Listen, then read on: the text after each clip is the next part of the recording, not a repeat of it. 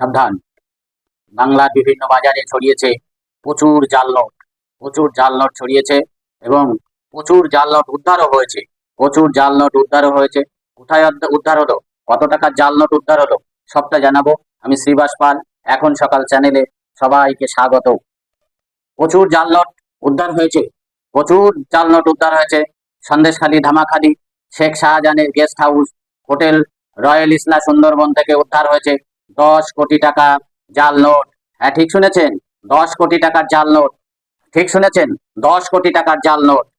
গত শুক্রবার সন্ধ্যায় দুই ব্যক্তি বড় বড় লাগেজ নিয়ে, ব্রিফকেস নিয়ে এই হোটেল রয়্যাল ইসলাতে এসে হাজির হয়।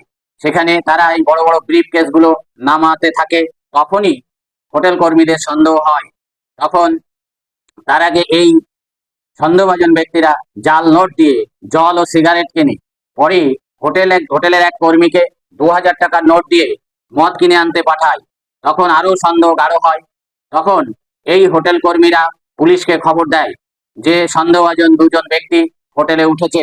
তখন পুলিশ এসে ওই 209 নম্বর রুমে সার্চ করে এই জাল নোটগুলো উদ্ধার করে। হ্যাঁ, 10 কোটি টাকার জাল নোট। পুলিশ এসে সন্দেশখালী, ধামাখালী ফেরিঘাটে উল্টো দিকে হোটেল রয়্যাল ইসলা সুন্দরবন, এই রয়্যাল ইসলা সুন্দরবন থেকে জাল নোট সহ দুই ব্যক্তিকে আটক করে। এই জাল নোট সহ দুই ব্যক্তিকে আটক করে এবং আটক করে পুলিশ সন্ধান করতে শুরু করেছে।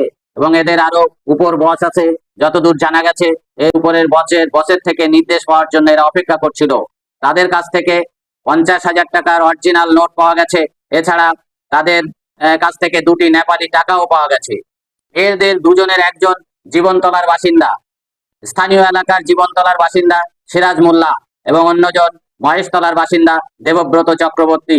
দুইজনের কাছ থেকে 2টি জাল আধার কার্ড উদ্ধার করা হয়েছে। 2টি জাল আধার কার্ড পাওয়া গেছে। এছাড়া অন্যান্য নথিও পাওয়া গেছে, যেগুলো পুলিশ যাচাই করে দেখছে। আজকে আপনাদের জন্য এই ভিডিওটা করার মূল উদ্দেশ্য, বাজারে জাল নোট ছড়িয়েছে। আপনারা ক্ষুদ্র ব্যবসায়ী, আপনারা দেখে নেবেন, টাকা লেনদেন করার সময় ভালো করে যাচাই করে টাকাটা নেবেন। কারণ তা না হলে যদি একটা জাল নোটের আওতায় ফেসে যান, তাহলে সমীহ বিপদ। জাল নোট কোথায় এই দুষ্ট চক্রীরা কোথায় ছড়িয়েছে, কোথায় কোথায় ছড়িয়ে দিয়েছে তা তো ঠিক বলা যায় না। এখানে তো মাত্র 10 কোটি টাকা উদ্ধার হয়েছে, আর কোথায় ছড়িয়ে এসেছে কে জানে।